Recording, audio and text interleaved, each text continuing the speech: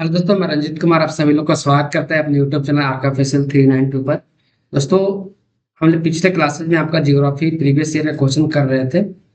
और आज के सेशन में हम लोग आपका पॉलिटी का, भारतीय संविधान का, भारतीय राज्य व्यवस्था का जो प्रीवियस ईयर में क्वेश्चन पूछे गए हैं उसको आज हम लोग करेंगे। आज हम लोग जियोग्राफी का क्वेश्चन नहीं करेंगे, आज हम लोग पॉलिटी का क्वेश्चन करेंगे जो कि आपका प्रीवियस ईयर के एग्जाम से पूछे गए हैं। और इन क्वेश्चन के साथ साथ हम लोग दोस्तों हर कॉन्सेप्ट को भी समझते चलेंगे, ठीक है। क्वेश्चन करेंगे, क्वेश्चन के सारे ही कॉन्सेप्ट को भी हम लोग समझते चलेंगे, जिससे कि आपका कॉन्सेप्ट का भी रिवीजन हो जाएगा और साथ में आपका क्वेश्चंस का भी रिवीजन हो जाएगा।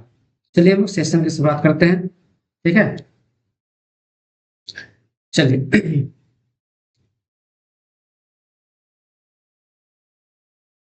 तो आज का जो पहला क्वेश्चन है आपका,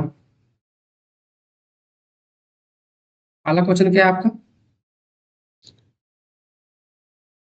निम्नलिखित में किस अधिनियम ने प्रांतीय स्तर पर द्वैध शासन प्रणाली को त्याग दिया और लोकप्रिय रूप से निर्वाचित प्रांतीय विधानसभाओं के उद्गमन में सहायता की? ठीक है, एक मिनट।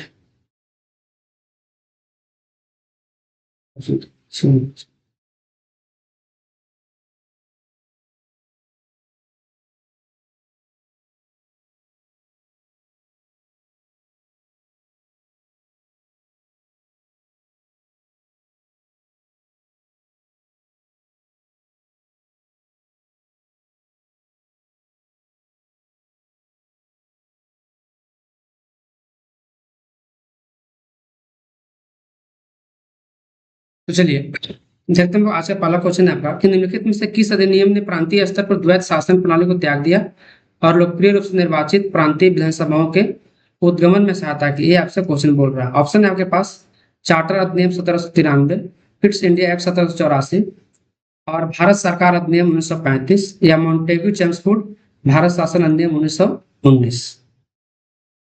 ये आपके पास तीन क्वेश्चन है आपका, ठीक है। तो देखिए, सबसे पहले हम लोग कुछ समझ लेते हैं चीजों को, उसके बाद इस क्वेश्चन को हम लोग करेंगे, ठीक है। इससे पहले कुछ और क्वेश्चन है आपका, उसको हम लोग एक बार देख लें।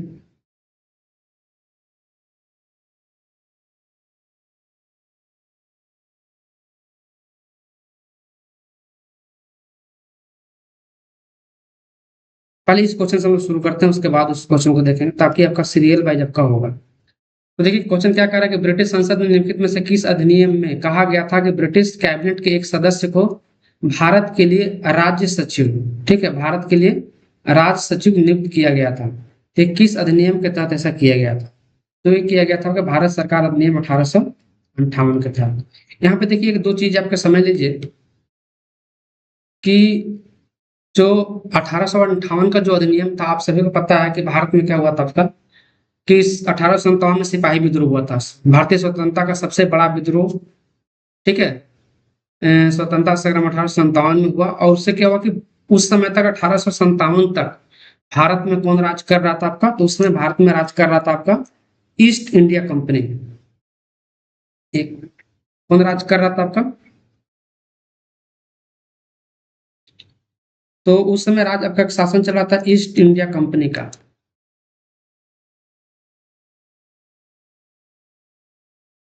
ईस्ट इंडिया कंपनी का भारत में शासन रहा आपका, ठीक है, 1700 आपका 57 से लेकर 1857 तक। इस समय तक भारत में ईस्ट इंडिया कंपनी का शासन था। चूंकि 1857 में बड़े पैमाने पर विद्रोह हुआ आपका, ठीक है, भारतीय सैनिकों ने विद्रोह कर दिया और ये पूरे आपका भारत के लगभग 50% हिस्सों पर ये विद्रोह फैल गया आपका। खासकर जो उत्तर भारत का इलाका था आपका, वहां पे बहुत बड़े पैमाने में फैल गया। इससे क्या हुआ कि जो ब्रिटेन में जो आपका ब्रिटिश सरकार जो थी, जो कि लंदन में बैठी थी, ठीक है, उसको ईस्ट इंडिया कंपनी से क्या हुआ आपका मुंह भंग हो गया। उसे लगा कि ईस्ट इंडिया कंपनी के जो कर्मचारी हैं या अधिकारी हैं वो करप्शन में आपका व्याप्त है, करप्शन में आपका लिप्त है, जिसकी वजह से 1857 के विद्रोह के जस्ट बाद 1858 में एक आपका एक्ट आया, ठीक है, भारत सरकार अधिनियम 1858 आया। और इस अधिनियम 1858 के अधिनियम के तहत क्या किया गया कि अब जो है ईस्ट इंडिया कंपनी से शासन जो है आपका सीधे किसके हाथों में चला गया? आपका ब्रिटिश जो ब्रिटिश जो महारानी थी, ठीक है, वहाँ उनके हाथों में शासन चला गया। किसके हाथों में शासन चला गया आपका? ब्रिटिश क्राउन, ब्रिटिश क्राउन के हाथों में शासन चला गया आपका 1858 में। तो उसमें बहुत सारे प्रावधान किए गए, तो उसमें से एक प्रावधान था आपका कि भारत सरकार अधिनियम 1858 के तहत भारत में जो है आपका एक जो है आपको राज्य सचिव का नियुक्त किया जाएगा। ठीक है, ब्रिटिश कैबिनेट के एक सदस्य को भारत में राज्य सचिव के रूप में नियुक्त किया जाएगा। तो ये कॉन्सेप्ट आपका 1858 में आपका लाया गया था। ठीक है, और ये 1858 का जो एक्ट था वो बहुत इंपॉर्टेंट एक्ट था, जब जैसे हमने बता दिया आपको, क्योंकि आपका 1857 के जस्ट बाद आपका ये एक्ट आया था। और इस एक्ट के तहत कुछ और चीजें हुई थी, जैसे 1858 के पहले तक क्या हुआ करता था? भारत का गवर्नर जनरल हुआ करता था, भारत का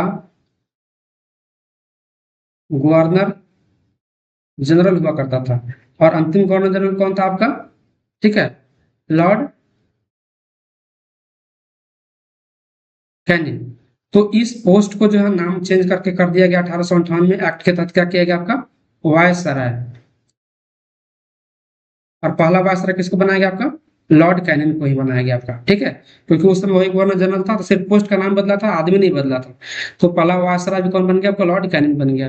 और जो 1858 के तहत ही ईस्ट इंडिया कंपनी से शासन की जो आपका बागडोर छीनकर आपका सीधे ब्रिटिश महारानी के हाथों में, मतलब ब्रिटिश संसद के हाथों में चली गई। ठीक है, ब्रिटिश क्राउन के हाथों में चली गई। तो ये इंपॉर्टेंट क्वेश्चन है, इसको आप याद रखेंगे। चलिए, नेक्स्ट है आपका, एक चीज पे हम बताना चाहेंगे आपका, दो तीन चीजें याद रखिए आप कि कि भारत में 1773 और एक आपका 1813 और एक आपका 1835। ठीक है, 1858, 1909, 1935। ये जो छह जो अधिनियम आए थे आपका, इन सब के बारे में आपको अच्छी तरीके से जानकारी होना चाहिए। ठीक है, क्योंकि इससे एग्जाम्स में आपका क्वेश्चंस बार बार पूछे जाते हैं। ये तो आपको दिख नहीं रहा होगा इधर, इधर तो एक मिनट इसको हम और नजदीक कर देते हैं। ठीक है, ऐसे समझिए, थोड़ा सा दिख रहा होगा आपको। तो देखिए, भारत 1757 का जो में क्या लाया गया था आपका? तो 1757 में रेगुलेटिंग एक्ट लाया गया था। रेगुलेटिंग एक्ट लाया गया था आपका 1813 में। आपका एक चार्टर एक्ट लाया गया था, 1835 में लाया गया था। और 1858 में आया था, 1909 में आया था, और 1935 में आया था। सबको करके हम लोग एक एक करके हम लोग पढ़ेंगे। तो इस स्लाइड में थोड़ा सा हम लोग 1757 के जो रेगुलेटिंग एक्ट था इसके बारे में पढ़ लेते हैं। जो 1757 का जो रेगुलेटिंग एक्ट था, आपको पता है कि भारत में जो है आपका ब्रिटिशों ने कब्जा कर लिया था लगभग आपका जो 1700 जो 64 का जो बक्सर का जो युद्ध हुआ था आपका। ठीक है, वो युद्ध जीतने के बाद अंग्रेजों ने भारत में पूरी तरीके से शासन व्यवस्था चलाने लगा था आपका। ठीक है, भारत में जो शासन व्यवस्था के बागडोर थे वो अपने हाथों में अंग्रेज ले लिया था। तो 1757 से ये प्रोसेस शुरू हुआ था, लेकिन 1764-65 में पूरी तरीके से हो गया था। अब चूंकि ईस्ट इंडिया कंपनी जो है शासन चला रही थी, ठीक है, तो जो कंपनी के कर्मचारी लोग थे उनके ऊपर बहुत भ्रष्टाचार के आरोप लगे। वो लोग अपने पैसा ज्यादा कमा रहे हैं और कंपनी का पैसा क्या कर रहे हैं, आपका जो मुनाफा होना चाहिए वो नहीं हो रहा है, बल्कि वो खुद, जैसे आज कर्मचारी अधिकारी लोग क्या होते हैं, करप्ट होते हैं, सरकार के काम नहीं करते हैं, जनता का काम नहीं करते हैं, अपने पैकेट भरते रहते हैं। तो उस समय भी यही होता था आपका कि ईस्ट इंडिया कंपनी के जो कर्मचारी थे वो अपने पैकेट पैसा भर रहे थे और अपने घर पे भेज रहे थे, कंपनी को जो प्रॉफिट होना चाहिए था वो नहीं हो रहा था। इन सारी चीजों से तंग आकर कंपनी ने क्या किया, 1773 में रेगुलेटिंग एक्ट बनाया। ठीक है, और उस एक्ट में बहुत सारे नियम कानून बनाए गए, रेगुलेट किया गया आपका किस तरीके से देश को चलाया जाए, किस तरीके से भारत में राजनीतिक मतलब कि सत्ता जो है आपका शासन व्यवस्था चलाई जाएगी, बहुत सारे नियम कानून बनाए गए। तो ये 1773 का रेगुलेटिंग एक्ट था, इसको याद रखिएगा। और इसी रेगुलेटिंग एक्ट में दोस्तों क्या हुआ था आपका, दो तीन चीजें हुई थी। एक चीज तो ये हुई थी आपका कि इसमें जो है आपका एक कलकत्ता में जो है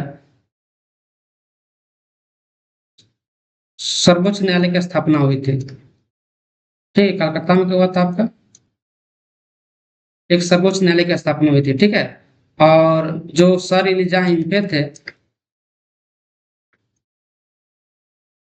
सर इलिजा इम्फे, ये इसके क्या बने थे आपका, मुख्य न्यायाधीश बने थे। तो ये भी क्वेश्चन आपका आता है एग्जाम में, इसको याद रखिएगा।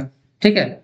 और 1700 रिलेटिंग एक्ट के तहत ही आपका जो आपका द्वैत शासन की व्यवस्था जो रॉबर्ट क्लाइव ने लागू किया था, उसको वारेन हेस्टिंग्स ने क्या किया था, आपका रद्द कर दिया था।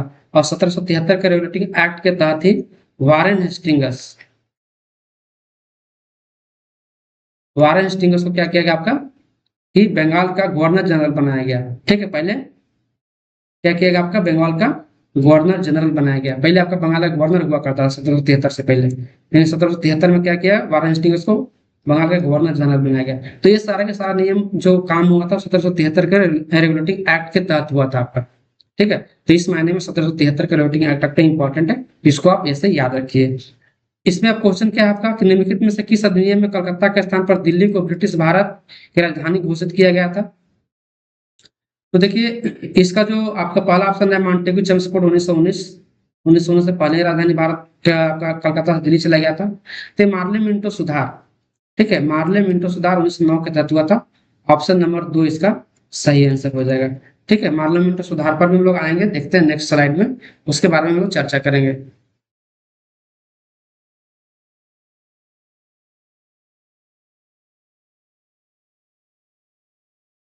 चलिए, एक क्वेश्चन है आपका नेक्स्ट, कि निम्नलिखित में से किस वर्ष इंपीरियल लेजिस्लेटिव असेंबली चुनाव में पार्लियामेंट सुधार का नाम पर पृथक निर्वाचक मंडल की शुरुआत किया गया था। अब देखिए, हमने आपको 1773 का बता दिया आपको। ठीक है। कि ये जो रेगुलेटिंग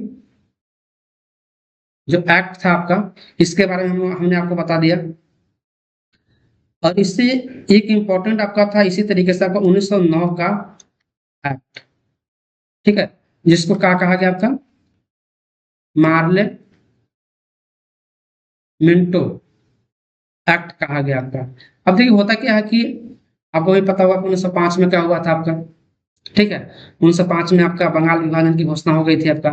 एक आपके इतिहास को भी इसमें जोड़ के देखिए, उसी से आपका कहीं ना कहीं आपका प्रभावित था आपका। 1905 में बंगाल विभाजन की क्रिया हो गई थी आपका। तो ब्रिटिश लोगों ने भारत में, वो लोग चाहते थे किसी तरीके से हिंदू और मुसलमानों के बीच जो है आपका एकता नहीं बनी रहे, उसको हिंदू और मुसलमानों को बांट कर जो है हमेशा आपको रखा जाए, जिससे क्या होगा कि हमें शासन करने में आसानी होगी। और उसी के क्रम में क्या किया गया कि अंग्रेजों ने जो आपका 1909 में जो है एक एक्ट लेकर आया, जो मार्ले मिंटो एक्ट। ठीक है। मिंटो उस समय गवर्नर थे। ठीक है। मिंटो द्वितीय, और मार्ले उस समय सचिव था, तो इन्हीं के नाम पे मार्ले मिंटो एक्ट रखा गया आपका इसका नाम। और इसमें व्यवस्था क्या किया गया, इसमें व्यवस्था किया गया कि जो अल्पसंख्यक मतलब कि धर्म के नाम पर मुसलमानों के लिए अलग निर्वाचक मंडल बनाया जाएगा। कहने का मतलब कि ऐसा क्षेत्र बनाया, जैसे मान लिया जाए कि आज आपका कोई क्षेत्र है आपका, ठीक है, ये देश है, ऐसे मान लीजिए कि एक क्षेत्र है आपका, तो इस क्षेत्र में मान लीजिए कि मुस्लिमों की आबादी ज्यादा है।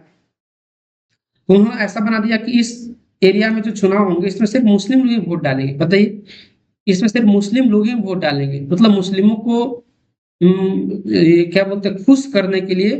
ठीक है, कि हम आपके बारे में ज्यादा सोचते हैं, इस तरह की चीजों को 1909 के अधिनियम में लाया गया। इससे क्या हुआ कि हिंदू और मुसलमानों को आपका खाई धीरे धीरे बढ़ता चला गया आपका। तो ये कॉन्सेप्ट आपको 1909 के पार्लियामेंटो एक्ट के तहत अधिनियम के तहत लाया गया था। ठीक है। तो इसको याद रखिए आपका कि पार्लियामेंटो जो अधिनियम था आपका, उसको लोग भारत परिषद अधिनियम 1909 को ही पार्लियामेंटो अधिनियम कहते हैं। और इसी अधिनियम के तहत पहली बार भारत में सांप्रदायिक निर्वाचन की व्यवस्था किया गया। सांप्रदायिक निर्वाचन का मतलब यह था कि मुस्लिम लोगों का जो चुनाव होगा, कुछ ऐसी सीटें होगी जिस पर सिर्फ आपका मुस्लिम लोग ही वोट डालेंगे। ठीक है। उस पर आपका गैर मुस्लिम, हिंदू हो, सिख हो, ईसाई हो, ये लोग वोट नहीं कर सकते। इस तरह की व्यवस्था किया गया था 1909 के पार्लियामेंटो सुधार अधिनियम के तहत। ये कब लाया गया था आपका, 1909 में लाया गया था। इसके अलावा जो है आपको इस अधिनियम में और सारी बातें थी, लेकिन एग्जाम के पॉइंट ऑफ व्यू से यही आपका इंपॉर्टेंट है, और इसी से आपका बार बार क्वेश्चन आते हैं, जिसको आप याद रखिएगा। चलिए, नेक्स्ट क्वेश्चन है आपका,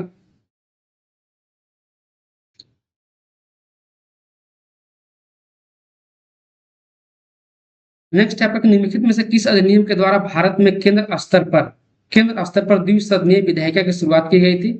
तो द्विसदनीय विधायिका की शुरुआत केंद्र स्तर पर किस अधिनियम के तहत किया गया था आपका, तो भारत सरकार अधिनियम 1919। ठीक है।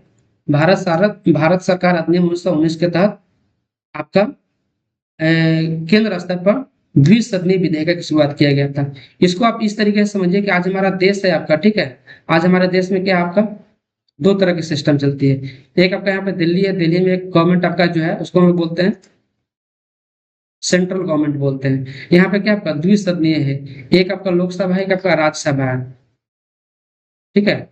और राज्य हैं, बहुत सारे राज्य हैं नीचे में आपका बिहार, झारखंड, यूपी, इस तरीके से आपका राज्य है। और इन राज्यों में भी क्या है आपका बहुत सारे राज्यों में द्विसदनात्मक है, बहुत सारे राज्यों में एकल है आपका। तो उस समय 1919 के जो अधिनियम था उस समय क्या व्यवस्था किया गया कि जो केंद्र में उस समय जो शासन जो चलाएगा आपका, मतलब केंद्रीय जो सरकार होगी, वहां पे आपका एक लोअर हाउस एक अपर हाउस की व्यवस्था किया गया है, लोकसभा और राज्यसभा के जैसा आपका, इस तरीके से आप इसको समझ सकते हैं। तो इस तरह की शुरुआत कब किया गया था? 1919 के भारत शासन अधिनियम द्वारा किया गया था। और इसी अधिनियम को, उस भारत शासन अधिनियम को ही क्या कहा जाता है आपका? तो इसको कहा जाता है मान मॉन्टेग्यू।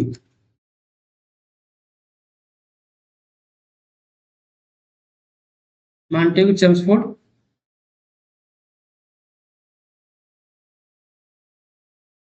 सुधार अधिनियम, ठीक है। तो ये आपका, इसका यही आपका दूसरा नाम है आपका, तो इसको भी आपको याद रखिएगा। इस अधिनियम की जो विशेष बात थी आपका यही थी कि केंद्र स्तर पर, ठीक है, केंद्र में द्विसदनात्मक शासन व्यवस्था की शुरुआत किया गया था 1919 के भारत शासन अधिनियम के तहत। यही आपका उल्टा हो जाएगा कब आपका 1935 के भारत शासन अधिनियम में, कि क्या होगा कि केंद्र स्तर पर द्विसदनात्मक व्यवस्था को समाप्त कर दिया जाएगा और राज्य स्तर पर जो आपका द्विसदनात्मक व्यवस्था की शुरुआत की जाएगी। ये आगे आने वाला क्वेश्चन आपको देखने को मिलेगा, ठीक है। तो इसको आप याद रखेंगे, इसमें आपका इंपॉर्टेंट चीजें इतना जरूरी आपको याद रखना होगा। 1919 से कुछ और क्वेश्चन है आपका कि एक ये भी आता है क्वेश्चन, भारत सरकार में भारतीयों की भागीदारी का विस्तार करने के लिए यूनाइटेड किंगडम की संसद द्वारा पारित भारत सरकार अधिनियम 1919 के तहत राज्य परिषद में कितने सदस्य निर्वाचित और मनोनीत थे आपका? ठीक है, तो कितने थे आपका? ये 60। कितने थे आपका? ये 60। इसका मतलब समझ लीजिए आप कि भारत सरकार में भारतीयों की भागीदारी का विस्तार करने के लिए यूनाइटेड किंगडम की संसद द्वारा पारित भारत सरकार अधिनियम 1919 के तहत राज्य परिषद में कितने सदस्य निर्वाचित और मनोनीत थे आपका? तो 60। इसका मतलब ये हुआ आपका कि जो आपका 1919 का जो अधिनियम बनाया गया उसके तहत बताया गया कि केंद्र में, सेंटर पर दो तरह की आपका सदन होगी, एक होगा आपका अपर हाउस, एक होगा आपका लोअर हाउस। तो एक हाउस में जो सदस्यों की संख्या रखी गई अपर हाउस में कितना रखी गई आपका? 60। ठीक, कितना रखी गई आपका? 60 रखा गया, जिसमें आपका कुछ सदस्य आपका निर्वाचित होंगे और कुछ सदस्य आपका मनोनीत होंगे। तो ये व्यवस्था किया गया था 1919 के भारत शासन अधिनियम के तहत। और ये क्वेश्चन आपका एग्जाम्स में पूछे जाते हैं। ये आपका क्वेश्चन आपका बिहार का जो सीजीएल का एग्जाम हुआ था मेंस का, आप देख लीजिएगा पेपर उठा के, जो 2022 में या 23 में हुआ था आपका, ठीक है, उसमें मेंस में क्वेश्चन आया था आपका कि कितना रखा गया था आपका? तो आपका 60 रखा गया था, ठीक है। इसको आप याद रखेंगे। चलिए, ये हो गया। एक क्वेश्चन आपका ये बच रहा है आपका कि निम्नलिखित में से किस अधिनियम ने प्रांतीय स्तर पर द्वैध शासन प्रणाली को त्याग दिया और लोकप्रिय रूप से निर्वाचित प्रांतीय विधानसभाओं के उद्गमन में सहायता की? अब देखिए, जो हमने अभी थोड़ा देर 1919 की जो एक्ट था इसके हमने चर्चा किया। इसमें हमने क्या बताया आपका, इसमें सेंट्रल लेवल पर आपका दो सदनीय अपर हाउस और लोअर हाउस की व्यवस्था किया गया। जो 1935 का व्यवस्था जो आया आपका भारत शासन अधिनियम, इसमें क्या किया गया आपका, ये जो एक्ट आया, इस एक्ट के तहत जो सेंटर में जो था व्यवस्था आपका, सेंटर में जो व्यवस्था था आपका दो हाउस का, इसको खत्म कर दिया। केंद्र में द्विसदनात्मक व्यवस्था को खत्म कर दिया गया और राज्यों में और स्टेट में, प्रांतों में जो है आपका दो व्यवस्थाएं, अपर हाउस या लोअर हाउस की व्यवस्था किया गया। जैसे आज देखते हैं बहुत सारे राज्यों में आपका विधानसभा होती है, आपका विधान परिषद होती है, कुछ इस तरह की व्यवस्था लाया गया। तो एग्जाम्स में क्वेश्चन जो आते हैं आपको सीधा आता है आपका, आपको आएगा कि किस अधिनियम के द्वारा आपका जो है केंद्र में द्विसदनात्मक व्यवस्था की शुरुआत किया गया। तो 1919 में शुरू किया गया। किस भारत शासन अधिनियम के तहत आपका केंद्र में द्विसदनात्मक व्यवस्था को खत्म कर दिया गया? तो 1935 में खत्म किया गया। एक क्वेश्चन ये भी आएगा आपका कि किस भारत शासन अधिनियम के तहत प्रांतों में, राज्यों में द्विसदनात्मक जो है आपका व्यवस्था की शुरुआत किया गया? तो 1935 में। 1935 में सेंटर लेवल पर, केंद्र जो स्तर था वहां पर द्विसदनात्मक खत्म किया गया, प्रांतों में उसे लागू किया गया। और 1919 में द्विसदनात्मक को केंद्र लेवल पर लागू किया गया था। ठीक है, तो ये आपका डिफरेंस है, इसको याद रखिए। तो ये आपका 1935 का भारत शासन अधिनियम इंपॉर्टेंट है, इसको याद रखिए। इसके तहत कुछ और इंपॉर्टेंट चीजें थी। एक दो चीज इंपॉर्टेंट इसमें यह थी कि आपका इसमें एक अखिल भारतीय संघ की स्थापना की व्यवस्था की बात की गई थी 1935 के भारत शासन अधिनियम में। इसके अलावा 1935 के जो भारत शासन अधिनियम था, इसके तहत एक सर्वोच्च न्यायालय की स्थापना की बात की गई थी। और वही इसी कॉन्सेप्ट को आगे चल के 26 जनवरी 1950 को भारत का सुप्रीम कोर्ट की स्थापना भी की जाती है। और इसी में आपका अखिल भारतीय संघ मतलब एक आपका पूरा जो देश आज दिखता है ना, उसकी परिकल्पना 1935 के भारत शासन अधिनियम में ही की गई थी।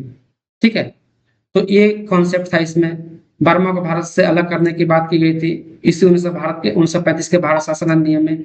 इसके अलावा 1935 का जो भारत शासन अधिनियम था, ठीक है, और भी कुछ बातें थी। ठीक है, लेकिन एग्जाम के पॉइंट ऑफ व्यू से जो इंपॉर्टेंट था हमने आपको बता दिया। तो इसमें ये सारी चीजें आपको इंपॉर्टेंट थी।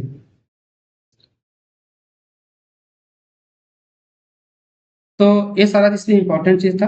तो इसमें आप दो चार चीजें इसमें इंपॉर्टेंट रूप से याद रखिएगा, जो एग्जाम्स के पॉइंट ऑफ व्यू से इंपॉर्टेंट है और बार बार एग्जाम्स में आते हैं। जैसे मैंने आपको बताया कि 1773 का एक्ट याद रखिए। इसके अलावा आपका 1813 का एक्ट याद रखिए। इसके अलावा 1835 का एक्ट याद रखिए। और इसके अलावा 1858 का एक्ट याद रखिए। 1909 का एक्ट याद रखिए। और 1919 का एक्ट और 1935 का एक्ट। तो कितने हो गए? 1 2 3 4 5, ठीक है, 6 7। ये 7 एक्ट आपके इंपॉर्टेंट है मिनिमम। आपको ऐसे और भी बहुत सारे छोटे मोटे एक्ट थे, लेकिन कम से कम ये आपको 7 एक्ट आपको याद होना चाहिए। और मेन मेन जो बातें हमने बताया वो भी आपको याद होना चाहिए, क्योंकि हर एग्जाम में मिनिमम आपका एक क्वेश्चन इससे देखने को मिल जाता है। क्योंकि भारतीय संविधान के जो संवैधानिक विकास का जो चरण था, उसमें आपका ये इंपॉर्टेंट रोल अदा किया था इन एक्टों ने। ठीक है, तो इसको आपको याद रखना होगा। ठीक है, तो हमने मोटा मोटी 1773, 1858, 1909, 1919, 1935 को डिस्कस कर दिया है। अगले जो क्वेश्चन लेकर आएंगे उसमें हम लोग 1813, 1835 के बारे में भी विस्तार से चर्चा करेंगे। उसके बारे में भी लोग समझाएंगे आपको और क्वेश्चंस भी कराएंगे। ठीक है, मिलते हैं अगले वीडियो में, तब तक के लिए धन्यवाद।